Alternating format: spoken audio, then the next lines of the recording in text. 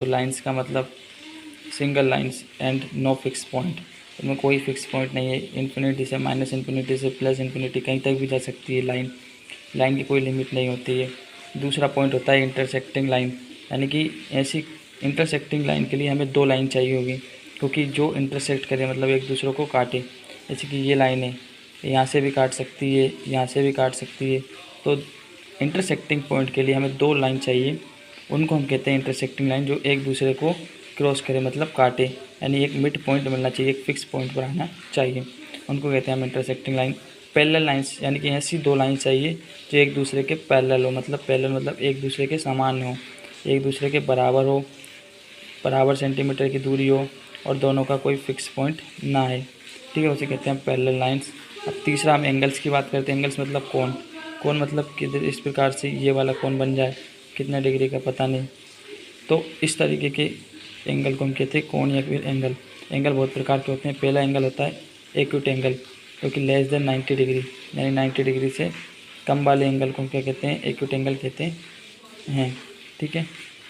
दूसरा होता है राइट एंगल, जो कि ये किसके इक्वल टू 90 डिग्री के, अगर 90 डिग्री से कम है तो वो एक्यूट एंगल कहलाएगा, 90 डिग्री से बराबर है तो वो राइट एंगल कहलाएगा, 90 डिग्री से ज़्यादा है तो वो क्या कहलाएगा, ऑब्ट्यूस एंगल, जो कि 180 डिग्री के कम होता है, ठीक है। आप समझ सकते हो और इन सभी पॉइंटों को लिख सकते हो।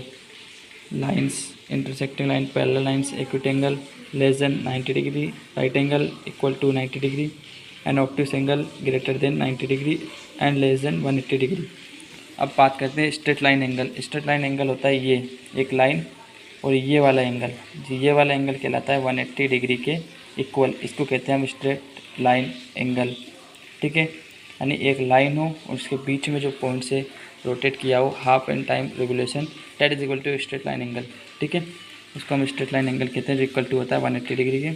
रिफ्लेक्सिव एंगल, रिफ्लेक्सिव एंगल होता है greater than 180 degree and less then 360 degree angle, यानी कि ये वाला एंगल मान लीजिए एक से, ये वाले एंगल को हम क्या कहते हैं, रिफ्लेक्सिव एंगल कहते हैं, ठीक है, क्योंकि 360 माइनस एक्स करने पर आता है, वो कहलाता है रिफ्लेक्सिव एंगल। अब पेयर ऑफ एंगल, यानी कि बहुत सारे दोनों पेयर के बीच में जो एंगल बनता है उनको किस प्रकार से डिनोट करते हैं, ये जो अभी हमने पढ़े हैं वो सिर्फ एक ही एंगल से बने हुए। अब एक से ज़्यादा एंगल के लिए बताते हैं पेयर ऑफ एंगल कहलाता है। कम्प्लीमेंट्री एंगल, जो कि जिन दो एंगल का सम 90 डिग्री हो वो कम्प्लीमेंट्री एंगल कहलाता है, जैसे कि 40 और plus 50 that means 90 degree, that is equal to complementary angle. Supplementary angle, जिन दो एंगल का सम कितना हो 180 डिग्री हो, अब वो कैसे भी हो सकते हैं, जैसे 70 plus 110 degree. And third adjacent angle, adjacent angle वो